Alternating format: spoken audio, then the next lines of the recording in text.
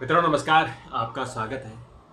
मित्रों, पाकिस्तान और भारत के बीच में जिस तरह से तनाव बना हुआ है और पाकिस्तान ने जिस तरह से 8 ड्रोन अटैक भारतीय सीमा पर किए हैं, हमारी सेना और हमारी वायुसेना, हमारी नेवी को सलाम, जिसने उन सारे आक्रमणों को नस्तनाबूद कर दिया, ध्वस्त कर दिया। और हमारी सेना ने जब रिटेलिएट किया, जवाबी हमला किया, तो पाकिस्तान के छक्के छुड़ा दिए। हमारी नेवी ने कराची पर कुछ हमला किया है और अभी कुछ वीडियो आया है कि वहाँ धुआं उड़ रहा है और लोग सड़क घर से बाहर हैं। और हमारी वायुसेना जिसने S-400 का इस्तेमाल कर हमारे जो एयर डिफेंस सिस्टम है उसके कारण वहाँ से जो भी अटैक आ रहे हैं उन सबको वो ख़त्म कर दे रही है। मित्रों, ऐसा क्यों हो रहा है? क्या रीज़न है? इस सब की एक जड़ है, वो है मोहम्मद अली जिन्ना। जिन्ना के कर्म, जिन्ना की जो कुबुद्धि थी, उसका आज खामियाजा पाकिस्तान का एक एक नागरिक और यहाँ तक कि जो हिंदुस्तान में एक जो नफ़रत है, हिंदुस्तान के अंदर जो लोग हैं, एक नफ़रत है, उस सब के जिम्मेदार है मोहम्मद अली जिन्ना। क्या है उसके बारे में पूरा मैं आपको आज विवरण देता हूँ। उससे पहले मैं आपको बता दूँ कि आज सुबह पाकिस्तान की इकोनॉमिक अफेयर्स डिवीज़न है, उसने एक ट्वीट किया। हालांकि बाद में उनका अकाउंट, ट्विटर अकाउंट ही जो एक्स अकाउंट है वही हैक हो गया। Government of Pakistan appeals to international partners to more loans after heavy losses inflicted by enemy. Amid escalating war and stock crash, we urge international partners to help de-escalate. Nation urged to remain steadfast. ये world bank और इन्होंने world bank से मदद मांगी है कि हमको loan चाहिए और बाकी जो बिरादरी उनके दोस्त हैं, खासकर टर्की है उनका दोस्त, और तो कोई है नहीं, उनसे कहा कि हमको पैसा चाहिए ताकि हम युद्ध लड़ सके। एनिमी कौन है? भारत है। तो भारत से हम युद्ध लड़ सकें। ये स्थिति आ गई है कि आपके पास खाने का पैसा नहीं है, तनख्वाह देने का पैसा नहीं है, लेकिन आप युद्ध के लिए आपको लोन चाहिए। और अगर आप दोस्ती रखते, अगर आप आतंकवादियों को पनाह नहीं देते, अगर आप भारत से दोस्ती रखते हो, तो आपको एक बड़े भाई के नाते वो सब कुछ मिलता है जो आपको आज़ादी के समय मिला था। क्यों ऐसा हो रहा है, इसके पीछे अब मैं आपको कारण बताता हूँ। दरअसल आपको पता है कि मोहम्मद अली जिन्ना, जिनका जन्म कराची में हुआ था, उस वक्त का कराची जो बॉम्बे प्रेसिडेंसी का हिस्सा था, 1876 में इनका जन्म हुआ था। 26 दिसंबर 1876 को कराची में। और उसके बाद जब ये पॉलिटिक्स में आए तो उस वक्त बड़े बड़े हमारे स्वतंत्रता आंदोलन के जो हमारे महान पुरुष थे, महात्मा गांधी हो, सरदार वल्लभ भाई पटेल हो, जवाहरलाल नेहरू हो, उस वक्त के सभी जितने हमारे स्वतंत्रता सेनानी थे, वो जब अंग्रेज़ों के खिलाफ लड़ाई लड़ रहे थे, तो जिन्ना मुस्लिम लीग पार्टी बनाकर वो मुसलमानों को भड़का रहे थे, एकजुट कर रहे थे कि हमको अलग नेशन चाहिए। यानी हमें टू नेशन थ्योरी उन्होंने दी थी कि जो मुस्लिम है जो मुस्लिम है वो हिंदुओं के साथ नहीं रह सकते हैं, तो उन्होंने टू नेशन थ्योरी दी थी। 1931 में जब कास्ट सेंसस आई थी, जो पहली कास्ट सेंसस, वो 1931 में आई थी, अंग्रेज़ों ने की थी। और तब इस देश में उन्होंने कहा था कि 15% यहाँ अनुसूचित जाति के लोग हैं, 7% अनुसूचित जाति के लोग हैं और करीबन 67% ओबीसी है। उसके बाद इस देश में डिवीज़न हुआ। डिवीज़न मीन्स कि जातीय आधार पर डिवीज़न हुआ। मैं ये नहीं कह रहा हूँ कि इस देश में छुआछूत नहीं थी या इस देश में जातीय प्रथा नहीं थी, लेकिन अंग्रेज़ों ने जानबूझकर इस देश को अब जातियों में बांट दिया ताकि ये आपस में लड़ते रहें। और उसमें डॉक्टर भीमराव अम्बेडकर, उन्होंने बढ़ चढ़कर हिस्सा लिया और SC ST और OBC के लिए, खासकर ST SC के लिए उन्होंने रिजर्वेशन मांगा। तब से 1931 से लेकर फिर 1933 में आपको पता ही है कि जब वो पूना पैक्ट हुआ था, तो उसमें जिन्ना और डॉक्टर भीमराव अम्बेडकर, महात्मा गांधी, जब इनके बीच में मीटिंग हुई तो पूना पैक्ट में ये तय हुआ कि SC ST के लिए तो रिजर्वेशन होगा, क्योंकि उनके साथ अन्याय हुआ, अत्याचार हुआ और सदियों से हुआ, हिस्टोरिक उनके साथ अत्याचार हुआ। ठीक है, उनको रिजर्वेशन दे दिया, लेकिन मुस्लिम को नहीं मिलेगा। जिन्ना अड़े रहे तो फिर ये कहा कि पॉलिटिकल रिजर्वेशन मुस्लिम के लिए केवल बंगाल में मिलेगा।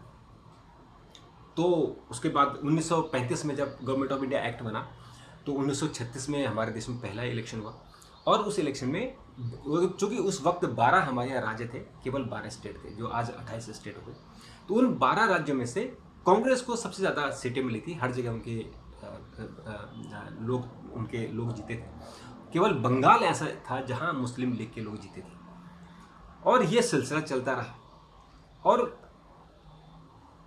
1936 में ही जब पहला इलेक्शन हुआ था, तो तब भी मोहम्मद अली जिन्ना लगातार कह रहे थे कि हमको टू नेशन थ्योरी, यानी जो मुस्लिम वोटर हैं उनको अलग कॉलेज बनाओ, यानी मुस्लिम केवल मुस्लिम को वोट डालेगा, हिंदू मुस्लिम को वोट नहीं डालेगा। यानी मुस्लिम कैंडिडेट खड़ा होगा और मुस्लिम को मुस्लिम ही वोट देगा, यानी अगर हिंदू वोट देगा तो हिंदू की पॉपुलेशन ज़्यादा है, मुस्लिम हार जाएगा। तो ये उन्होंने एक थ्योरी दी थी, उसको भी इनकार कर दिया गया, और तब से उनके मन में वो भावना कि मुस्लिम अलग है, मुस्लिम अलग है, वो जहर बोते रहे। और जब समय आया 1946 का, जिस वक्त अंग्रेजों ने कहा कि अब हम हिंदुस्तान को आज़ाद कर रहे हैं, हम जा रहे हैं, तो जो जहाँ है, यानी उस वक्त हमारे देश में 562 रियासतें थी, जो प्रिंसली स्टेट थे 562, उनसे कहा कि आप लोग चाहो तो भारत में चले जाओ, आप लोग चाहो तो पाकिस्तान में चले जाओ, आप लोग चाहो तो स्वतंत्र स्टेट बन जाओ, स्वतंत्र देश बन जाओ। ये उन्होंने ऑफर किया था। तो बड़ी स्थिति खराब थी, क्योंकि ये तो तय हो गया था पंडित नेहरू और महात्मा गांधी के और जिन्ना के बीच में, और उसमें माउंटबेटन गवर्नर जनरल, आखिरी गवर्नर जनरल थे भारत के। तो ये तय हो गया कि भारत का डिवीजन होगा, पाकिस्तान जहाँ मुस्लिम पॉपुलेशन है, पाकिस्तान, और पूर्वी पाकिस्तान जो आज का बांग्लादेश है, ये हिस्से पाकिस्तान को जाएंगे, बाकी हिस्से हिंदुस्तान में रहेंगे। यानी करीबन 20% हमारा जो हिस्सा था वो पाकिस्तान को चला गया। और अब जो बाकी 562 रियासतें बची थी, उनसे कहा था कि आपको कहाँ जाना है, आप या तो हिंदुस्तान में रहो, पाकिस्तान में रहो, या स्वतंत्र हो जाओ। तो उस वक्त लौह पुरुष, हमारे लौह पुरुष सरदार वल्लभ भाई पटेल, अब सोचिए अगर इस देश में सरदार वल्लभ भाई पटेल नहीं होते तो क्या होता। सरदार वल्लभ भाई पटेल ने 1946 में ही, यानी 1915 अगस्त 1947 को हमको आज़ादी मिली, उससे पहले ही उन्होंने 562 रियासतों को फ़ोन किए और उनसे कहा कि आपको एकजुटता दिखानी है और भारत के साथ एक अखंड भारत बनाना है। तो 559, अब सोचिए उस व्यक्ति की इच्छा शक्ति, उस व्यक्ति की जो दृढ़ संकल्प था, सरदार वल्लभ भाई पटेल ने 559 को, 559 को मना लिया कि वो भारत का हिस्सा होंगे। अब बच गए 3, जम्मू कश्मीर, जूनागढ़ और जोधपुर, एक और था भोपाल, 4 बच गए। ये 4 थे, एक भोपाल, एक जूनागढ़, एक हैदराबाद, निजाम ऑफ हैदराबाद, और एक जम्मू कश्मीर। ये इन 4 ने कहा कि हम अलग स्टेट बन जाएंगे, यानी हम अलग स्वतंत्र देश बनेंगे, हम भारत के साथ नहीं जाएंगे, ना पाकिस्तान के साथ जाएंगे। लेकिन जब सरदार वल्लभ भाई पटेल ने आंखें दिखाई तो जूनागढ़ ने कहा कि हम प्रस्ताव पास कर दिया कि हम पाकिस्तान जाएंगे, और निजाम ने पहले कहा कि हम स्वतंत्र देश बनेंगे, हैदराबाद ने, लेकिन बाद में उसने कहा कि नहीं, हम भी पाकिस्तान में जा रहे हैं। तो सरदार वल्लभ भाई पटेल ने कहा कि ये तो हमारा कैंसर बन जाएगा। आप सोचिए कि उधर पाकिस्तान, उधर पूर्वी पाकिस्तान, जो पूर्वी पाकिस्तान यानी बांग्लादेश, और इधर दक्षिण में एक हैदराबाद यानी जो निज़ाम, तो ये तो कैंसर बन जाएगा भारत की छाती पर, ये कैंसर होगा जो हमेशा तंग करेगा। तो उन्होंने कहा नहीं, हैदराबाद को हम नहीं देंगे। तो उन्होंने पहले निज़ाम को बुलाया, और जो निज़ाम था मीर कासिम, जो उस मीर कासिम को पहले दिल्ली बुलाया, वो नहीं आया। फिर उसके जो प्राइम मिनिस्टर थे, उसके लियाकत, उसको बुलाया, वो आया, उसने वो बार्गेनिंग कर रहा था। तो पंडित जो सरदार वल्लभ भाई पटेल थे, उनका कोई बार्गेनिंग नहीं, आपको सीधे सीधे भारत में आपको सरेंडर करना है। तो वो नहीं माने। तो उन्होंने कहा कि हमको समय चाहिए। तो फिर उनको 1 साल का समय दिया गया, ठीक है आप 1 साल ले लो, आप सोच लो, लेकिन आपको भारत में ही आना है, सोचना उसने कुछ नहीं। तो उसमें मीर कासिम ने हैदराबाद की जो जवाहरात थे, सोना जवाहरात तमाम, वो बहुत ही अमीर था, वो अपना सामान लेके इंग्लैंड चला गया। और वो फिर तब आपको पता है कि जब इंटरनेशनल कोर्ट में केस चला था, तो कई साल बाद वो कोर्ट का डिसीजन हुआ कि उसका जो मोस्टली हिस्सा है वो भारत को मिलेगा और एक छोटा हिस्सा पाकिस्तान को मिलेगा।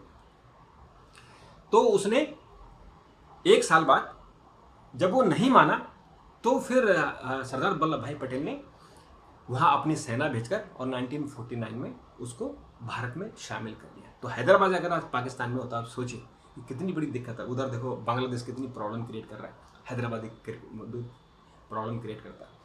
तो ये जवाहरलाल नेहरू की ये वो रही है इच्छा शक्ति। फिर क्या हुआ कि जूनागढ़ का जूनागढ़ का नवाब था कांजी। तो कांजी ने कहा कि मैं तो पाकिस्तान जा रहा हूँ। तो जूनागढ़ के लोगों में सांप्रदायिक हिंसे शुरू हुए, यानी उनके खिलाफ आंदोलन शुरू हुए, क्योंकि जूनागढ़ में हिंदू पॉपुलेशन थी।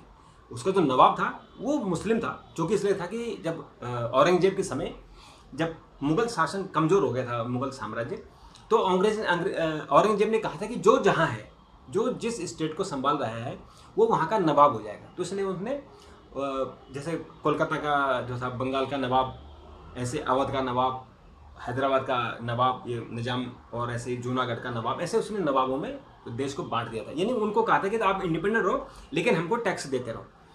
तो इसलिए ये फिर बाद में जब मुगल साम्राज्य कमज़ोर पड़ गया तो ये इंडिपेंडेंट हो गए। और जब अंग्रेज आए तो वो जो है जो बंगाल का नवाब था सिराजुद्दौला को, उसको हरा कर उन्होंने भारत पर आक्रमण किया था। तो जो हिस्टोरिकल है 1757 की जो लड़ाई है ना, जो उसको हम प्लासी का युद्ध कहते हैं, तो ये बंगाल का नवाब सिराजुद्दौला वो हार गया था। वो भी मीर कासिम के कारण, जो उसका सरदार था वो अंग्रेजों से मिल गया था, इसलिए हार गया था। तो वहाँ से फिर हमारा जो मुगल शासन खत्म हुआ और अंग्रेजों का शासन शुरू हुआ। लेकिन अंग्रेजों ने क्या इंतज़ाम किया कि जो उनके साथ है वो अंग्रेज उसको छेड़ेंगे नहीं, बल्कि पेंशन भी देंगे, लेकिन वो तुम हमारे साथ रहोगे, यानी आप जो है हमारे खिलाफ नहीं होगे। तो ऐसे बहुत सारे थे जो महाराजे थे, नवाब थे, जो अंग्रेजों की गुलामी करते थे। तो उसमें जब लास्ट में जब स्वतंत्र हो रहा था भारत, तो ये 4 स्टेट ऐसे थे, 4 नवाब ऐसे थे जो हिंदुस्तान में आने को तैयार नहीं थे। उसमें एक जूनागढ़, हैदराबाद, भोपाल और आपका जम्मू कश्मीर। तो जब जूनागढ़ में आंदोलन हुआ तो यहाँ से हमारी सेना गई, तो जो जूनागढ़ का नवाब था वो भागकर पाकिस्तान चला गया, और फिर हमारी सेना ने जूनागढ़ को, जो आज गुजरात का हिस्सा है जूनागढ़, वो आज हिंदुस्तान में है, वो सरदार वल्लभ भाई पटेल के कारण है। फिर भोपाल की बात आई, तो जो भोपाल का नवाब था वो भी कह रहा था मैं पाकिस्तान में जा रहा हूँ। तो यहाँ सेना भेज के सरदार वल्लभ भाई पटेल ने उसके कान ऐंठे और बैठे चुपचाप से, और फिर भोपाल भी भारत का हिस्सा हुआ। तो भोपाल के जो नवाब है, या अगर आप सैफ अली खान आप फिल्में देखते हैं हीरो के, तो ये उसी फैमिली से हैं। तो नवाब वो भोपाल भी भारत में शामिल हो गया, और जो निज़ाम था उसको 1 साल बाद शामिल किया, क्योंकि उसके साथ एक कंडीशन थी। अब जो बात हुई कि एक और था जोधपुर का जो महाराजा था वो हिंदू था, उसका नाम था हनुमंत सिंह। जोधपुर का राजा हनुमंत सिंह ने भी कह दिया मैं भारत में शामिल नहीं हो रहा, मैं तो इंडिपेंडेंट हूँ। और जब सरदार वल्लभ भाई पटेल ने उसे फ़ोन किया, कहा कि भाई तुम्हारे पिताजी मेरे दोस्त रहे हैं और तुम हिंदू हो, तुम अखंड भारत बनो, तो उसने कहा मैं पाकिस्तान जा रहा हूँ। और जोधपुर में उसके खिलाफ नारेबाजी शुरू हो गई, लोग सड़कों पर उतर आए। तो फिर सरदार वल्लभ भाई पटेल ने उसका भी इलाज किया और जोधपुर को भी भारत में मिला दिया। तो इस तरह से डरा के, प्यार से, धमका के सरदार वल्लभ भाई पटेल ने इनको भारत में शामिल कर लिया। अब चौथा बच गया जम्मू और कश्मीर। तो जम्मू कश्मीर में वहाँ भी हिंदू राजा थे, हरि सिंह थे। हरि सिंह ने भी कहा कि मैं इंडिपेंडेंट रहूँगा। लेकिन मोहम्मद अली जिन्ना जो कायदे आज़म है, इसने क्या किया कि एक तो सबसे पहले इसने आग लगाई कि जोधपुर के राजा को चिट्ठी लिख के दे दी कि तुम्हें जो भी तुम्हारी कंडीशन है मुझे एक्सेप्ट है, तुम पाकिस्तान में शामिल हो जाओ। और इसलिए हनुमंत सिंह उनके बहकावे में आ गए थे कि मैं पाकिस्तान जा रहा हूँ। और दूसरा, उसने पैसे भी दिए। अब देखिए कि जब देश आज़ाद हुआ तो बंटवारा हो रहा था, और बंटवारे में जो हमारे महात्मा गांधी थे वो थोड़ा सॉफ्ट कॉर्नर था उनका। तो महात्मा गांधी कहते थे कि जो भी जिन्ना मांगे उसको दे दो, क्योंकि नया देश बन रहा है तो उनके सामने कोई दिक्कत ना हो, उनको दे दो। अब जैसे उस वक्त हमारे देश में 9 आकाशवाणी के चैनल थे, तो 6 चैनल भारत में रह गया, 3 चैनल वो पाकिस्तान को चले गए, जिसमें कराची था, इस्लामाबाद था और एक और था पंजाब। तो ये 3 चैनल वहाँ चले गए। जो पैसे की बात हुई, हिंदुस्तान के पास उसमें 400 करोड़ रुपए थे। तो उसने कहा कि ये पैसा मुझे चाहिए, वो आधा करो, इसका भी आधा करो। तो सरदार वल्लभ भाई पटेल ने कहा कि क्यों भाई तुमको आधा दे, तुम्हारा 20% हिस्सा है, 20% लो। तो फिर बातचीत हुई और बार्गेनिंग करके महात्मा गांधी की जिद पर 75 करोड़ रुपए देने की बात हो गई। तो लेकिन सरदार वल्लभ भाई पटेल ने 75 करोड़ नहीं दिए, उन्होंने कहा कि अगर तुम्हें 75 करोड़ देंगे तुम फिर परेशान करोगे, तो उन्होंने 20 करोड़ रुपए दिए। अब देखिए कि जिसकी खाने की स्थिति नहीं है वो पहले दिन से यानी 1946 से ही देखो कैसे पंगा कर रहा है। जोधपुर को चिट्ठी लिख के दे दी, उसको कुछ पैसे दे दिए कि तुम भारत में शामिल हो जाओ, ये पैसे भी ले लो और चिट्ठी भी ले लो। और जब वो तैयार नहीं हुए तो 14 अगस्त को जब पाकिस्तान बना, 14 अगस्त 1947 को, तो अब देखिए देश के आज़ाद होता है, तो आज़ाद होता है तो जश्न मनाता है, जैसे हम लोगों ने जश्न मनाया। वो उसी दिन से आतंकवाद कर रहा है, उसने जैसलमेर में लोग भेज दिए। अब सोचिए जो हमारी जो बॉर्डर है जोधपुर का, जो जैसलमेर का इलाका है, वहाँ उसने आतंकवादी भेज दिए। देखिए जो देश आज़ाद हो रहा है वो पहले दिन से आतंकवादी हरकतें कर रहा है। तो यहाँ से फिर हमारी सेना ने उसको मार भगाया। और फिर उसने क्या किया कि अक्टूबर में 20 अक्टूबर 1947 को, देखिए आज़ाद हुआ भी 47, आपको अगस्त में पाकिस्तान बना और सितंबर अक्टूबर यानी 1 महीने बाद ही उसने 20 अक्टूबर को जम्मू कश्मीर में कबीलाई थे, जो ट्राइबल्स थे, उनको भेज दे कि तुम यहाँ आक्रमण करो, और पीछे से अपनी सेना भेज दी, यानी वेश बदलकर अपनी सेना भेज दी और वहाँ युद्ध हो गया। फिर हरि सिंह आए भाग भाग के यहाँ हिंदुस्तान में जवाहरलाल नेहरू से मिले। उन्होंने कहा पंडित जी बचाओ। पंडित जी ने फिर सरदार वल्लभ भाई पटेल को मिलाया। असल में सरदार वल्लभ भाई पटेल डेप्यूटी प्राइम मिनिस्टर थे। आपको बता दें कि वो कैसे बने, एक थोड़ा सा 5 मिनट इसका भी बता देता हूँ। 1946 में ये तय हुआ कि कांग्रेस का जो प्रेसिडेंट होगा वो टेम्पररी यानी काम चलाओ प्रधानमंत्री बनेगा। 1946 तक जो मौलाना अबू कलाम थे, वो उसमें कांग्रेस के प्रेसिडेंट थे। उन्होंने कहा कि मुझे ही प्रेसिडेंट रहने दो, क्योंकि 1940 से वो थे, 6 साल उनको हो गए थे। उन्होंने कहा मुझे ही रहने दो और मैं पीएम बन जाऊंगा। महात्मा गांधी का नहीं, यहाँ अब हमें नया चाहिए, यंग चाहिए। तो उन्होंने जो कांग्रेस की समिति थी, कार्य समिति, उसमें 15 सदस्य थे, उनसे कहा कि वोटिंग करो कि कौन अब हमारा प्रेसिडेंट होगा। तो 15 में से 12 लोगों ने सरदार वल्लभ भाई पटेल को अपना नेता चुना। अब सोचिए, और जो 15 में से 12 ने दिया तो 3 थे, उन्होंने किसी को वोट नहीं दिया। अब जब पर्ची खुली तो सरदार वल्लभ भाई पटेल एक तरफा प्रेसिडेंट, लेकिन वो जवाहरलाल नेहरू को तैयार नहीं हुए। उन्होंने कहा मैं नंबर 2 नहीं बनूंगा। और महात्मा गांधी ने वहां पे चाल चली। महात्मा गांधी ने सरदार वल्लभ भाई पटेल को कहा कि आप ऐसा करो कि आप चुनाव मत लड़ो। अब सोचिए, सरदार वल्लभ भाई पटेल अगर इस देश के प्रधानमंत्री होते, तो सरदार वल्लभ भाई पटेल को जब ये इन्होंने मैसेज दिया महात्मा गांधी ने, तो उन्होंने अपना विड्रॉल कर लिया। और उसमें एक कृपलानी भी थे। तो कृपलानी ने भी, चूंकि कृपलानी इसमें पंडित जवाहरलाल नेहरू के कैंप के थे, उन्होंने 3 लोगों से जवाहरलाल नेहरू का नाम प्रपोज करवा दिया। उनका नाम नहीं आया था, प्रपोज करवाया बाद में। और फिर महात्मा गांधी के कहने पर, एक बार कहने पर, सरदार पटेल ने अपना नाम विड्रॉ कर लिया। फिर कृपलानी ने भी अपना नाम विड्रॉ कर लिया और जवाहरलाल नेहरू को फिर यूनानिमसली प्रेसिडेंट बना दिया गया। और फिर 1947 में जब देश आज़ाद हुआ तो जवाहरलाल नेहरू इस तरह से प्रधानमंत्री बने, नहीं तो सरदार वल्लभ भाई पटेल प्रधानमंत्री होते। तो डेप्यूटी प्राइम मिनिस्टर बने, उनको राज्यों का मंत्री बनाया गया, यानी जितने भी स्टेट हैं वो उनको उनका केवल सरदार वल्लभ भाई पटेल रहेंगे। और तीसरा, उनको सूचना प्रसारण मंत्री भी बनाया था। पहले सूचना प्रसारण मंत्री भी सरदार पटेल ही थे। तो उनको लौह पुरुष कहते हैं। तो उन्होंने इन सभी राज्यों को इंटीग्रेट किया। दूसरा, उन्होंने IAS IPS बनाए, ऑल इंडिया सर्विस बनाई, जो उसको स्टील गार्ड कहते हैं, कि स्टील गार्ड ऑफ इंडिया। आज हमारा देश जो एकजुट है वो सरदार वल्लभ भाई पटेल के कारण है। तीसरा, जब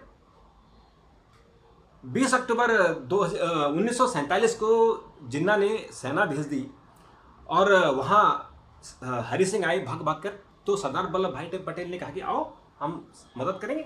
और वहाँ सेना भेज के उन्होंने वहाँ से खदेड़ा, जो कबीलाई थे और वहाँ की सेना थी, वो उनको वहाँ से खदेड़ा। लेकिन उसका क्या नुकसान हुआ कि जो कश्मीर का, आज का कश्मीर है, उसके 2 हिस्से हो गए, एक POK और एक जो हमारा कश्मीर है। तो वो कश्मीर आज हमारा है, और जो 2/3 हिस्सा है POK का, पाकिस्तान ऑक्युपाइड कश्मीर, वो पाकिस्तान को चला गया। ये नुकसान हुआ हरि सिंह के कारण। अगर हरि सिंह पहले दिन आ जाते तो ऐसा नहीं होता। तो आज जो ये युद्ध हो रहा है, आज पाकिस्तान की हालत खस्ता है, आज वो मर रहा है, आज कोई और पैसा नहीं है, तो उसका कारण सिर्फ और सिर्फ मोहम्मद अली जिन्ना है। अगर वो पाकिस्तान नहीं बनाता ये स्थिति नहीं होती। पाकिस्तान बनाने के बावजूद पाकिस्तान का नेतृत्व करने के बजाय, क्योंकि जब वो पाकिस्तान बना तो वो पहला गवर्नर बना, गवर्नर जनरल, क्योंकि उसमें वो सिस्टम चला रहा था, अंग्रेजों के ज़माने का सिस्टम था, ब्रिटिश राज था। तो जो आखिरी गवर्नर जनरल थे वो हमारे देश में माउंट बेटन थे, और बाद में उन्होंने राजा जी को गवर्नर जनरल कुछ दिन के लिए बना दिया था, जब तक कि पंडित जवाहरलाल नेहरू प्रधानमंत्री बनते। तो कुछ वो लास्ट गवर्नर जनरल कहते हैं कि राजा जी थे। और पाकिस्तान के गवर्नर जनरल जो है वो मोहम्मद अली जिन्ना बन गए, और वो वहाँ के असेंबली के स्पीकर भी थे। जैसे हमारे देश में जब कंस्टिट्यूंट असेंबली बनी तो यहाँ के स्पीकर कौन थे? राजेंद्र प्रसाद, वो कंस्टिट्यूंट असेंबली के चेयरमैन थे, अध्यक्ष थे।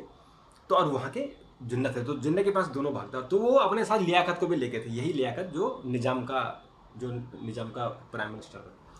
तो इस तरह से इसने पहले जोधपुर में, निजाम हैदराबाद को, और जैसलमेर में आतंकवादी गतिविधियां कराई, और फिर जम्मू कश्मीर में कराई। और तब से लेकर जो उसने बीज बोए हैं वो बीज आज हम काट रहे हैं।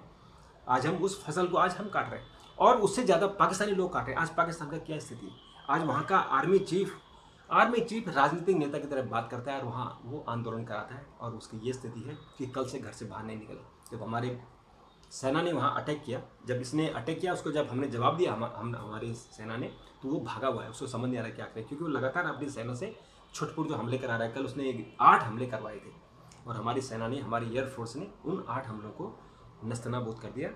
और जो लाहौर में इनका एयर डिफेंस सिस्टम था, जो इनका एक रडार सिस्टम था, एपेक्स जिसको बोलते हैं, जो हवा में एक रडार चलता है जो किसी जहाज़ के साथ, और वो पूरी गतिविधि में नज़र रखता है, उसको भी मार गिराया। और लाहौर में तक हमारी सेना ने यहाँ से सेल फेंके, क्योंकि जवाब तो देना ही है जब वो यहाँ हरकतें कर रहे हैं। तो इस तरह से मोहम्मद अली जिन्ना, सिर्फ और सिर्फ मोहम्मद अली जिन्ना इसके लिए जिम्मेदार है। और अगर पाकिस्तान नहीं बनता तो आज सब समृद्ध होते, और हिंदुस्तान में जो एक दुर्भावना की सी भावना कुछ जगह होती है वो भी नहीं होती। और पाकिस्तान में जो आज गरीबी है, और जो वो लोन मांग रहा है लड़ाई लड़ने के लिए, सुनिए, डेवलपमेंट के लिए नहीं, लोन लड़ने के लिए लड़ाई मांग रहा है, उसको नहीं मांगना पड़ता। और ये देश जो है एक अखंड भारत होता, और इस देश की तस्वीर ही कुछ होती है। आज तो हिंदुस्तान तो है, आज हिंदुस्तान देखिए नंबर 5वीं अर्थव्यवस्था हम आ गए हैं। और ये हमारा जो नेतृत्व है, जो इस वक्त पॉलिटिकल लीडरशिप है, वो अपना अच्छा से काम कर रही है। हमारी तीनों सेनाएं कितनी मजबूती से लड़ रही हैं। और मित्रों, तो अगर आपको मोहम्मद अली जिन्ना, जिसने पाकिस्तान बनाया, जिसने आतंकवाद पैदा किया, वो फिर उसकी मौत हो गई थी 48 में, सितंबर 1948 में। देखिए वो 71 साल की मौत में उम्र में मरा। तो 47 और 48 देखिए 1.5 साल, मतलब लगभग 1 साल रहा हो, 1 साल वो गवर्नर जनरल रहा, और उसने पाकिस्तान बना दिया। अगर वो 1 साल पहले मर जाता, क्योंकि उसको टीबी हो गई थी, और ये बात अगर सरदार वल्लभ भाई पटेल को पहले पता हो जाती, तो शायद देश का विभाजन नहीं होता, क्योंकि 1 साल के लिए वो किसी भी तरह से इसको टाल सकते थे। तो क्योंकि टीबी के मरीज थे, तो मोहम्मद अली जिन्ना 1 साल के लिए उन्होंने गवर्नर जनरल बनने के लिए, या वहाँ के प्राइम मिनिस्टर बनने के लिए, उन्होंने ऐसी चाल चली कि आज वो भी परेशान है, हम भी परेशान हैं, आज वो पूरी मानवता परेशान है। क्योंकि अगर एटम बम की लड़ाई होती है तो शायद फिर किसी के बचना मुश्किल हो जाए। तो मित्रों, प्रोग्राम कैसा लगा ज़रूर आप मुझे प्रतिक्रिया दीजिएगा, और फिर आपसे मुलाकात होगी। मैं आपके प्रतिक्रिया का इंतज़ार करूँगा। एक और वीडियो के साथ फिर मिलेंगे, तब तक नमस्कार।